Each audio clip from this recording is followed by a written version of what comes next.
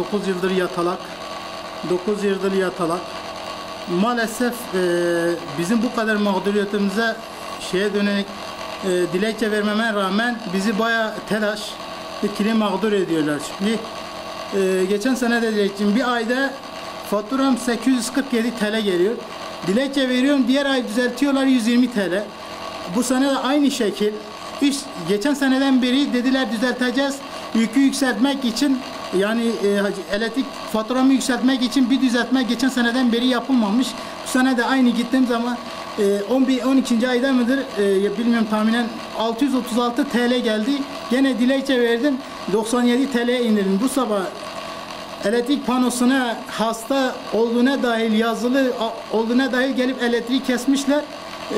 Kesmişler çocuğum sürekli, yani günde en azından bir saat, 1,5 saat buhar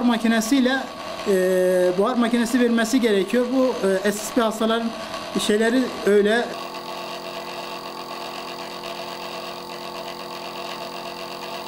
Nefes darlığı, akciğerin onun için mecbur oldum. Allah razı olsun komşudan eski bir jeneratörle çocuğumu buhar makinesi vermek için.